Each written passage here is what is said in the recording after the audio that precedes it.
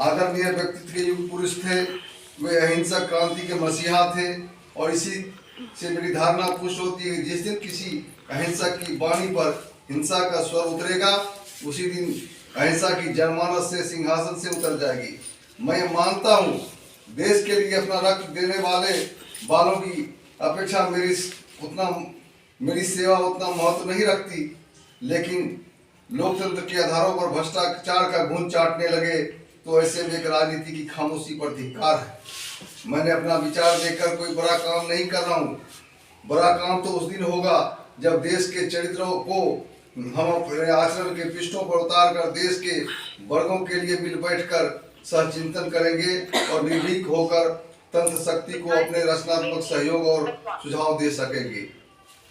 मैं उन सभी सहयोगियों की आभारी हूँ जिनके अत्यधिक समय के कारण मुझे लोकनायक जयप्रकाश नारायण मूल्यों और सिद्धांतों को स्थापित करने वाली पार्टी राष्ट्रवादी जनता पार्टी का राष्ट्रीय अध्यक्ष बनने का अवसर मिला।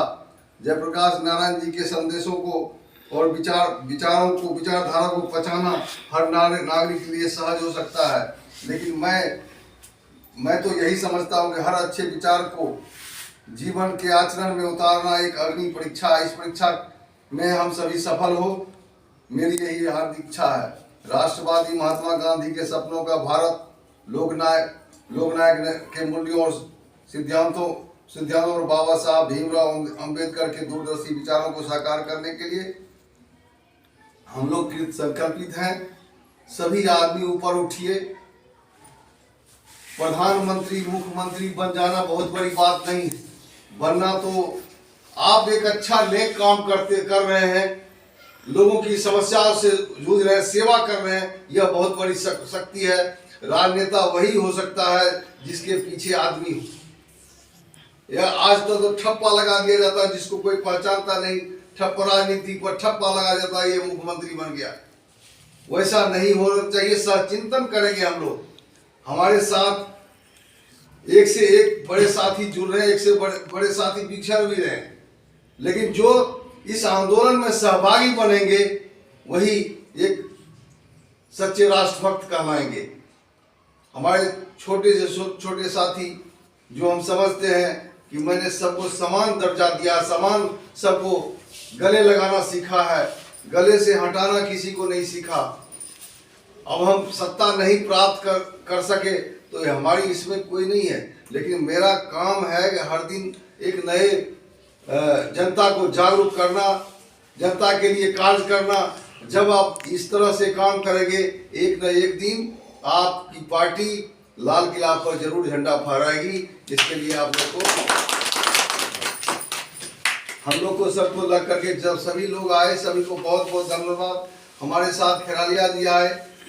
खेरालिया जी, मैं तो सोचता था कि किसी बड़े पार्टी में चला जाता तो मैं आज MP MLA बन गया, क्योंकि कई मेरे जूनियर जिसको मैंने उंगली पकड़ के सिखाया वो अभी MP है, MLA है, कई मिनिस्टर बन गए। एक MP के यहाँ मुझे ले जाया गया, अरुण कुमार के यहाँ, तो वो लोकसभा के MP थे पिछले बार। वहाँ जब मैं बैठा था तो अरुण कुमार दौड़ के आए। हम बोले कि अरुण जी आप तो नेता हैं। मेरे साथ 10-15 साथी थे। बोले आप तो मेरे नेता हैं।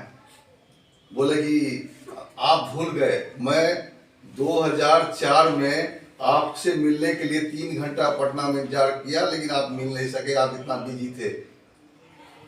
तो नेता तो आप। मुझे लगा देखिए आज ये लोकसभा के MP है, मैं नहीं हूँ कुछ, जयप्रकाश नारायण कुछ नहीं थे, महात्मा गांधी कुछ नहीं थे, विनोबा भावे कुछ नहीं थे, वो MP MLA नहीं बने थे। MP MLA बन जाना ही बहुत बड़ी बात नहीं है, एक अच्छे रास्ते पर चलना ये भी बहुत बड़ी बात। हमारे पास, मैं वकील हूँ, वकालत करता हूँ, भारतीय जनता पार्टी के भी, कांग्रेस के भी, आम आदमी पार्टी के सभी लोग आते हैं मेरे पास काम करवाने के लिए। मैं क्या कहूँ कि तुम मेरे पार्टी की नहीं करूँगा। सबका मदद करना मेरा, जो पैसा देता है, जो नहीं देता है, उसके साथ मैं कभी किसी को, अभी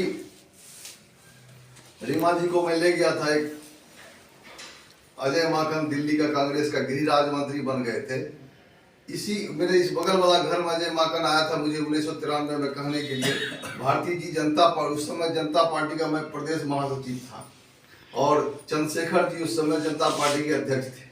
बोला भारती जी आप इससे इलेक्शन लड़ रहे हो, 93 की बात है, आप कांग्रेस में आ जाओ, आप एमएलए बन जाओगे। और दिल्ली में पहली बार विधानसभा का चुनाव हुआ था, उस समय अजय माकन रजौड़ी गार्डन से लड़ा था, मैं शकूर बस्ती से जनता पार्टी से लड़ा।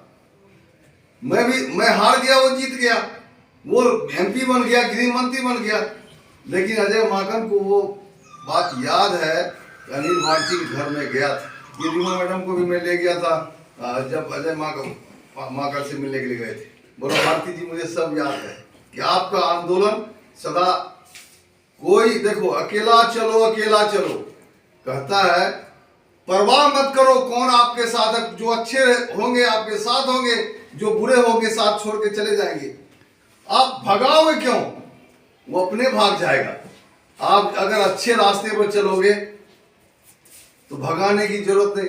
जो बड़े से बड़े आदमी आपके साथ जुड़ सकता है, बड़े से बड़े आदमी आपके हाथ, जो हम खैरालिया जी में देख रहे हैं, मुझे लगता है कि बहुत ही अच्छा मेहनत करते हैं, बहुत अच्छा काम कर रहे हैं। कई आदमी इससे नाराज भी है कि भारती जी खैरालिया जी को बहुत महत्व देते हैं। मैं खैरालिया जी को महत्व देता, इनके काम को महत्व देता हूँ। जो काम करेगा उसका महत्व अपने आप बढ़ जाएगा।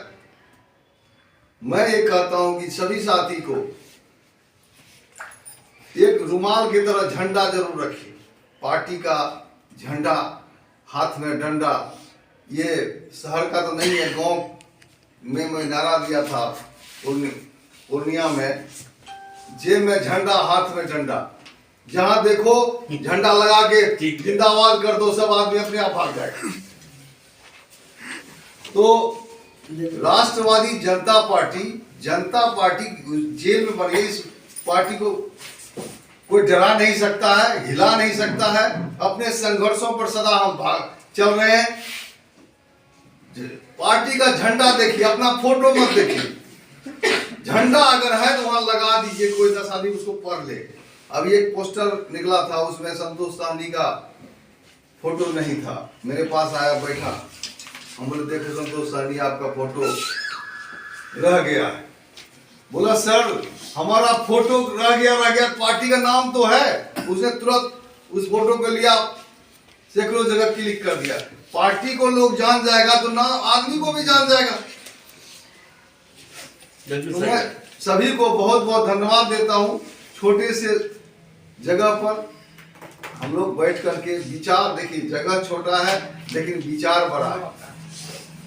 तो मैं आप लोगों को बहुत बहुत धन्यवाद देता हूँ। तिलक राज जी बहुजन समाज पार्टी के बहुत अच्छे ही नेता थे और इन्होंने बहुजन समाज पार्टी छोड़ करके जनता पार्टी अपनाया है। तो मुझे उम्मीद है इनसे कि दिल्ली में एक नई क्रांति आएगी और नई दिल्ली हम बनाने का प्रयास करेंगे। नया दिल्ली में हम लोग फैल जाएं, सभी जगह, हम महाराष्ट्र में भी, पंजाब में भी, सब जगह हमारा रहेगा, लोग काम करेगा। लेकिन मेरा ध्यान जो है ना, दिल्ली में फोकस होना चाहिए।